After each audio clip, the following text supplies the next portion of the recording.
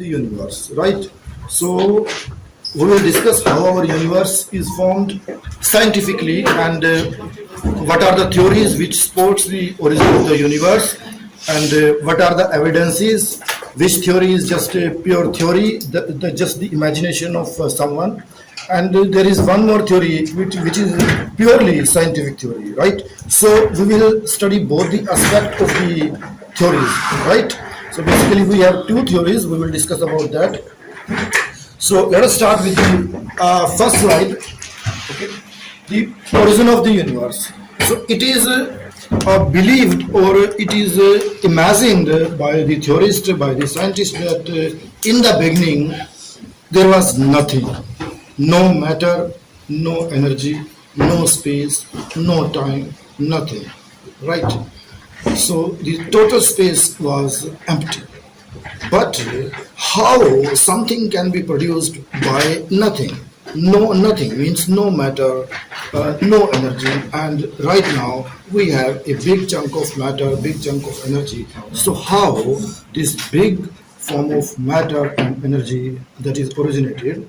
So from the theory, it is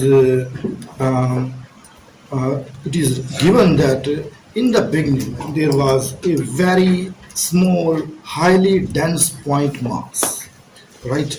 And that point mass was so dense, and if we see the configuration of that small point mass, so that small point mass that was highly dense, extremely high pressure, extremely high temperature, and extremely high gravity, right? Highest density. So this is the density which was the highest form of density, right? After that, this value, the mathematical value of density that was not achieved anywhere in space.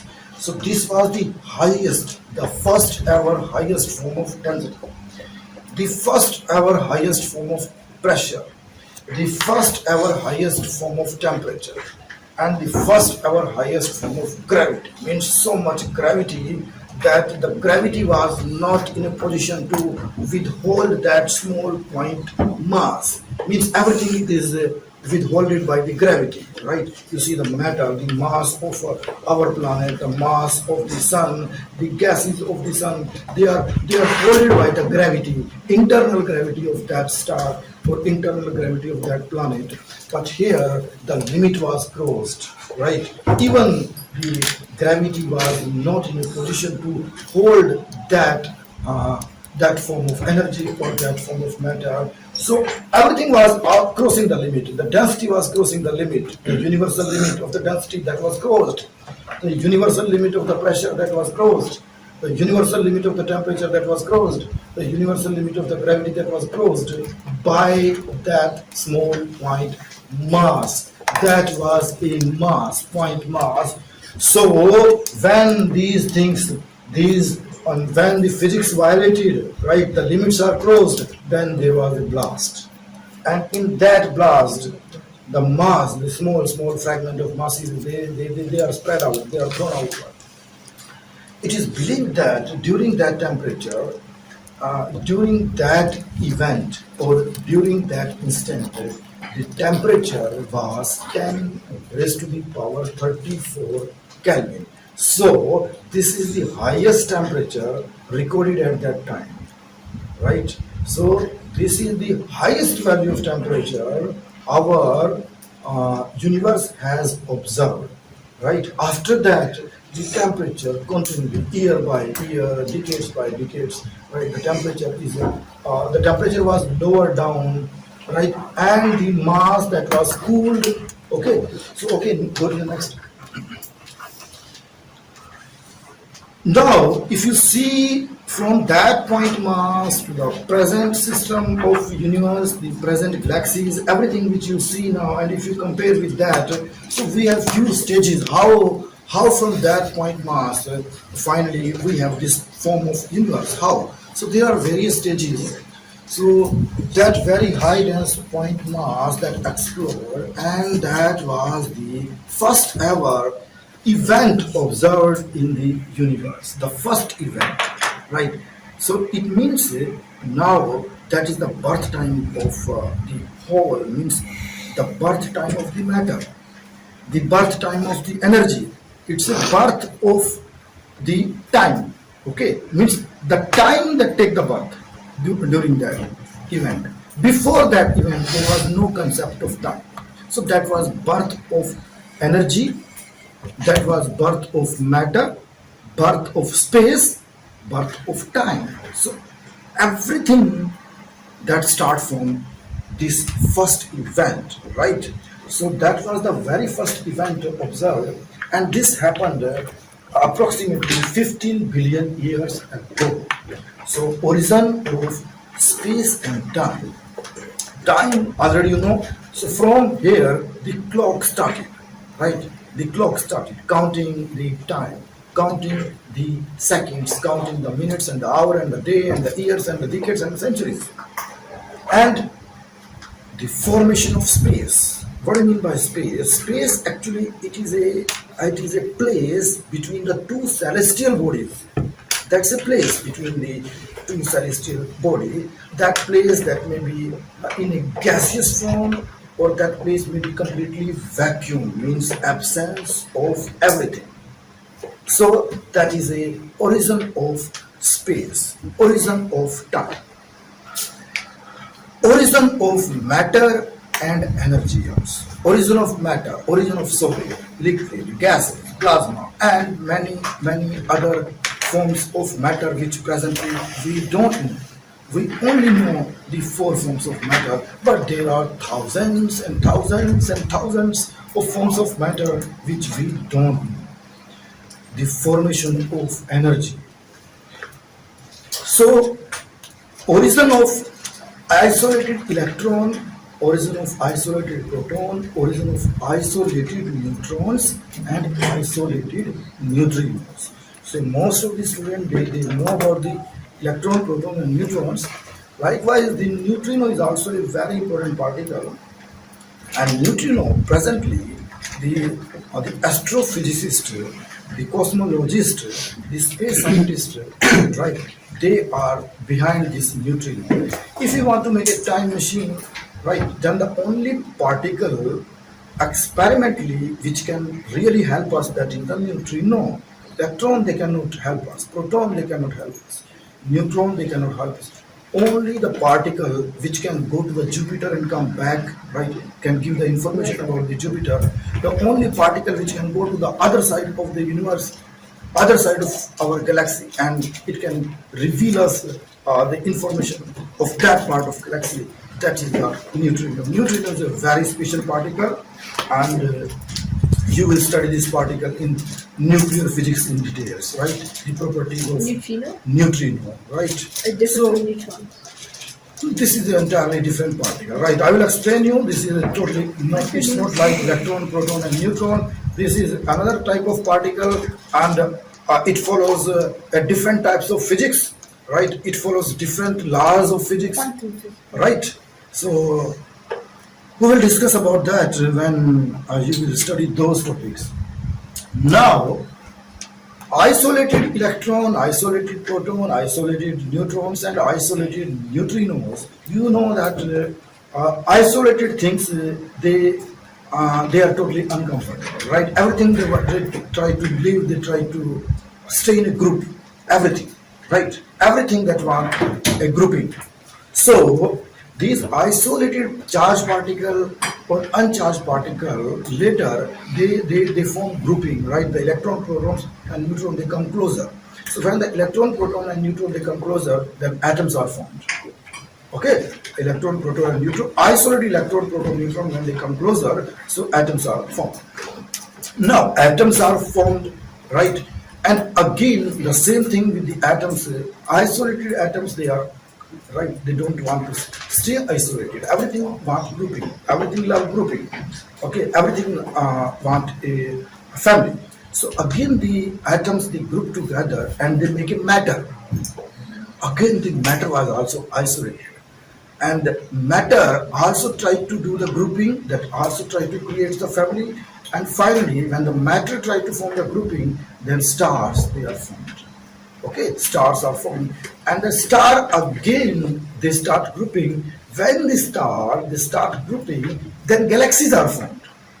Okay, and again when the galaxies, isolated galaxies having billions and trillions of stars, again the galaxies they also start grouping, they come closer, right? And that take the shape of supercluster of galaxies.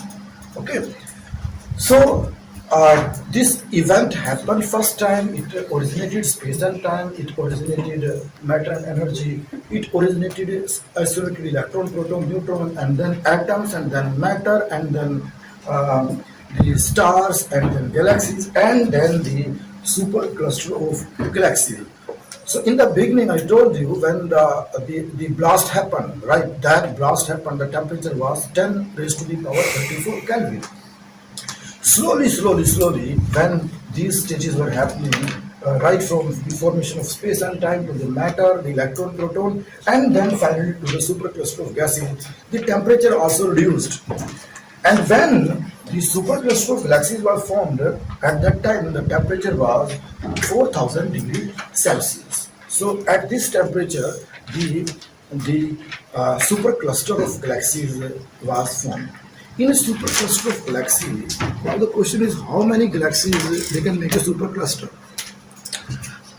Right now, presently, right, whatever technology we have, whatever space exploration system we have, whatever the information we are getting from the International Space Station or the various space organization, so based on that and based upon the most sophisticated Hubble telescope, presently, we know that only three galaxies, which are very close to our galaxy. Our galaxy, that is Mandakini, that is known in the Hindu culture, and in British culture, that is known as Milky Way, right? So the Mandakini or the Milky Way, right? So our galaxy, that is our home, where our solar system is present. Along with that galaxy, right? We have go to next. We have two more galaxies. Okay, next. Oh, back. Okay, again, back. We have two more galaxies. Okay, so the first one is the Andromeda, and the second is M30.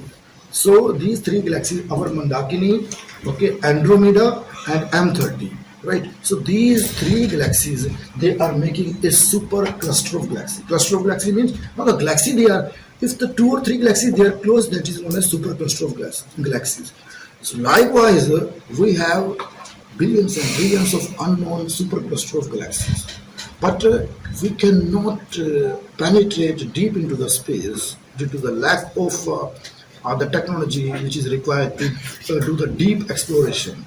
Right. So presently we just know the supercluster of galaxies, the cluster of three galaxies, the Milky Way, which is Mandakini, and the Andromeda and M30.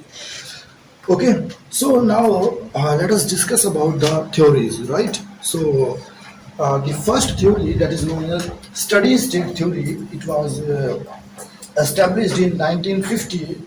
So this is a purely imaginative theory having no experimental or scientific evidence. But this theory gives us so much information that the whole universe is expanding.